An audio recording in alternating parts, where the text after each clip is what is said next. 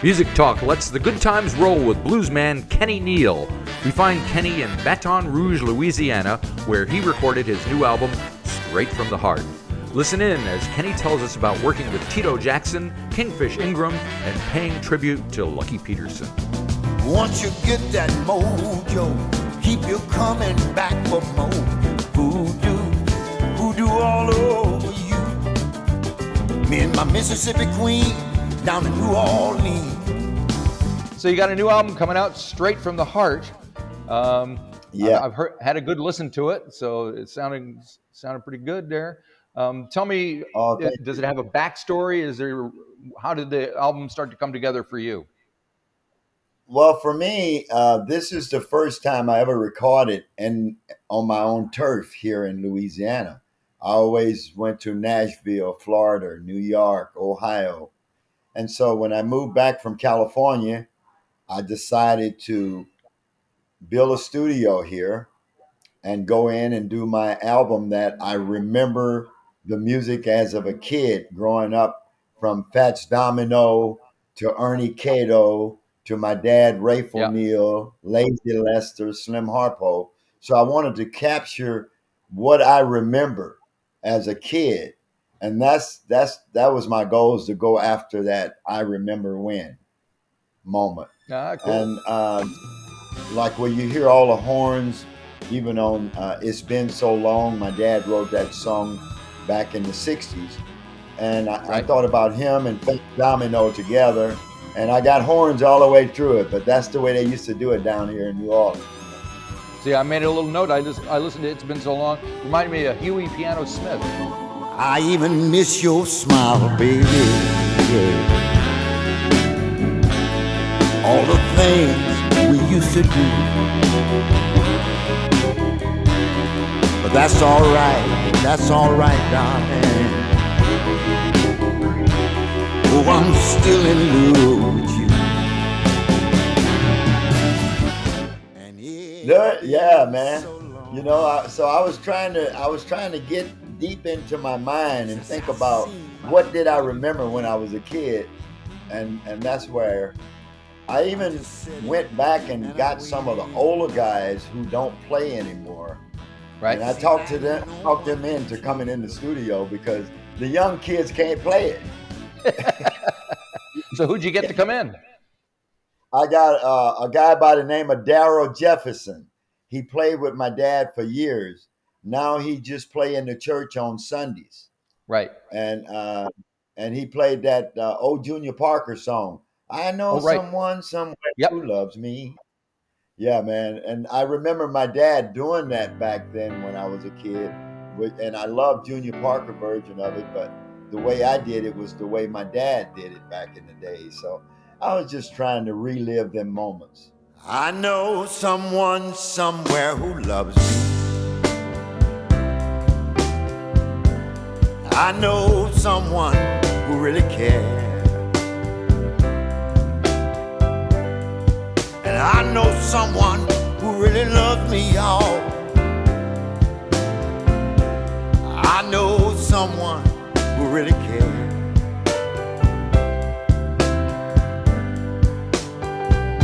I'm gonna keep on searching until an angel hear my prayer. Cool. Yeah, it must be great to grow up in a musical family like that and have all that stuff kind of coming at you all the time. Yeah, it was like, I come from real rural area. I come from a little town called Irvinville. Okay. And it was 20 miles outside of the city limits of Baton Rouge. And there wasn't nothing out there but us and one neighbor. We only had one neighbor. But the good thing about it, I'm the oldest of 10, right? 10 kids in my family. And we only had one neighbor beside our house. And the next neighbors had to be 12, 15 miles away. But it was 5 boys, and our neighbors had 5 girls, and we was all the same age. So we didn't need no more neighbors. No, you were good. The opening track, "Blues Keep Chasing Me," is that a tribute to Lucky Peterson? Did I read? Oh Well, Lucky was my favorite musician. I mean, he Uh, just was the best to me and to a lot of more folks. But he always had problems and looked like he just couldn't overcome a lot of them. And from the beginning of my career, he started playing on my album, and he's been on all of my albums up until this last one. So I dedicated that song to him because he always had the blues chasing him, man. But we never lost our friendship. We was always close, and he was just an excellent musician. So I paid my tribute to him with that. I've been having a blues all of my life. Didn't want to do wrong, couldn't get it right. Blues keep chasing me on my trail. I said I tried to get away. Oh, I tripped and I fell. Now, I'd be remiss if I didn't mention two-timing. You've got Tito Jackson and your daughter Sarita on that track. Tell me a little bit of how that came together. That woman got a thing for tea. Take one look, it ain't hard to see. I love it when she puts it down, but something tells me she's been fooling around. And I don't know, I just don't know how it's gonna work out. 'Cause she been Moonlighting, sneaking round, thinking I don't know. She's two-timing.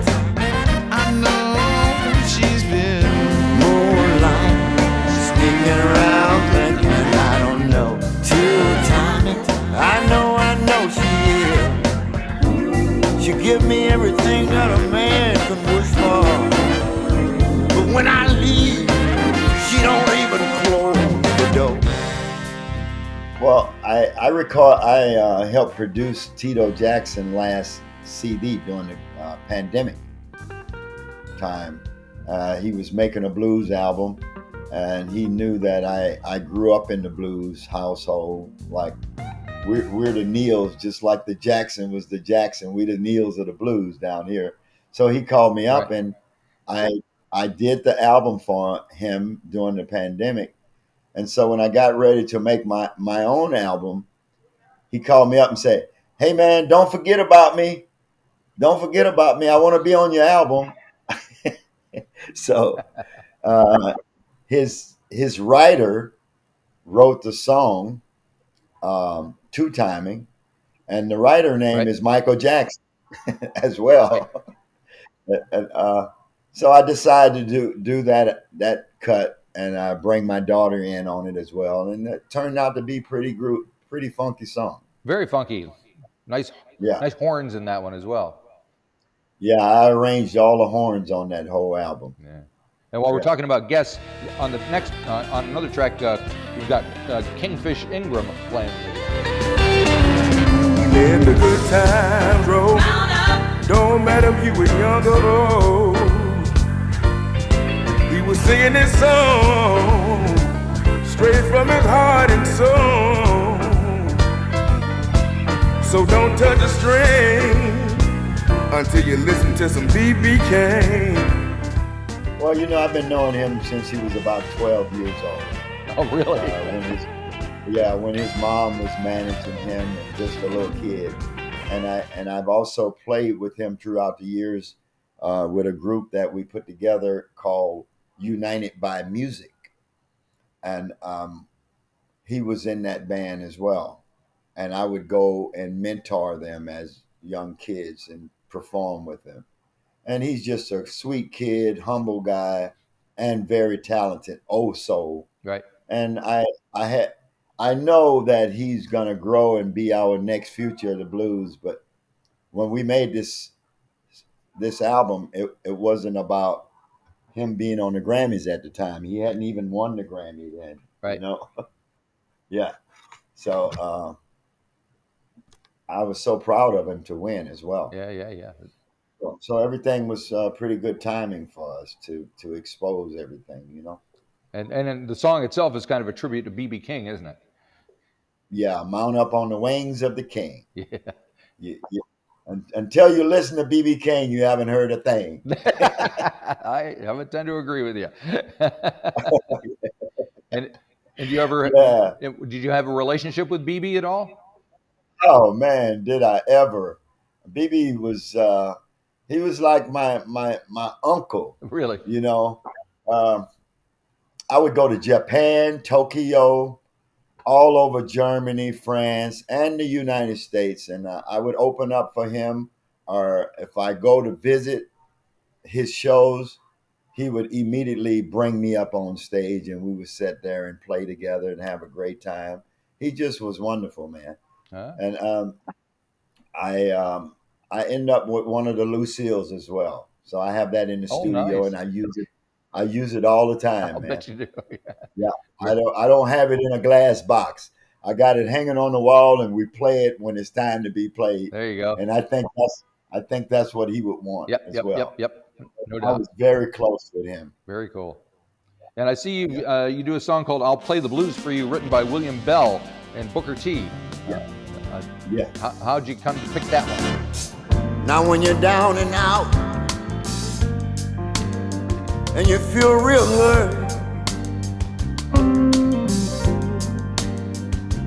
come on over to the place I work.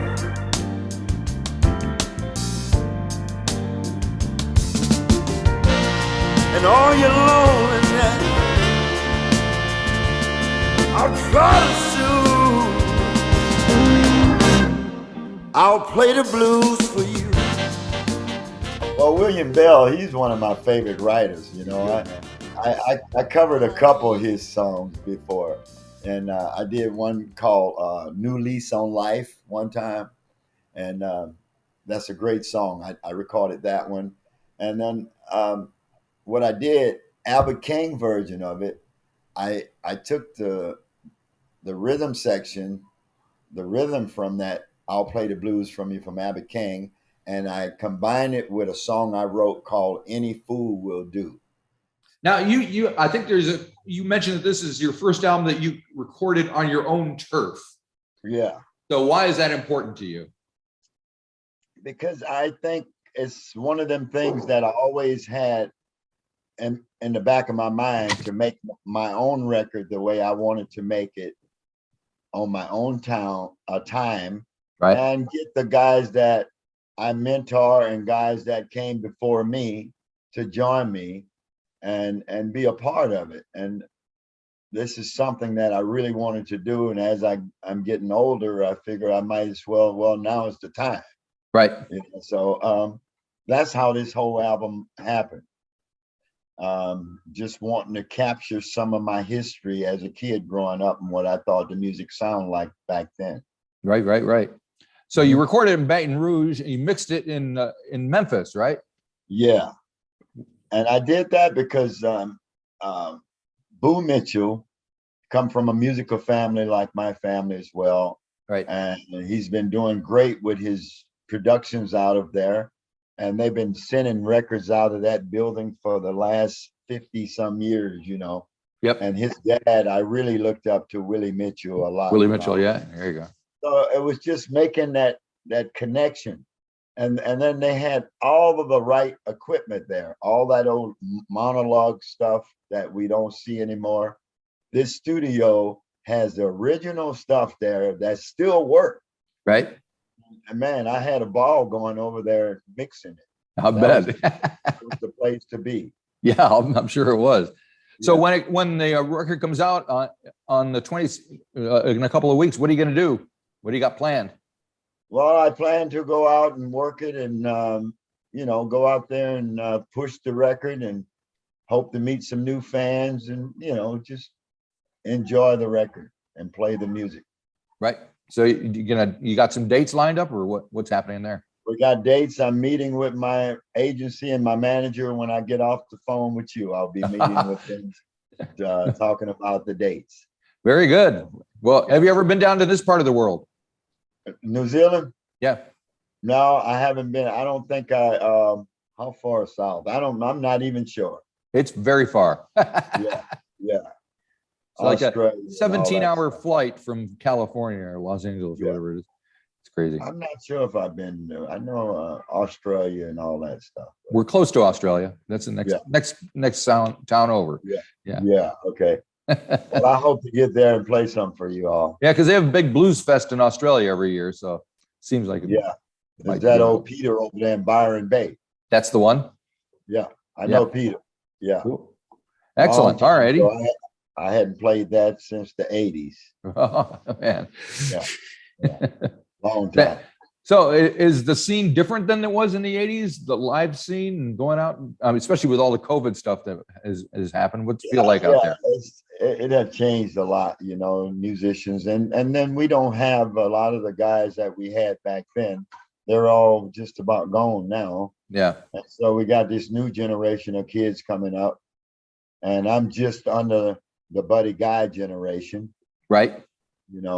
So I'm going to have to probably lead this path for a while. Yeah. Yeah. Well, somebody's got to do it. Yeah, take the torch and carry the torch.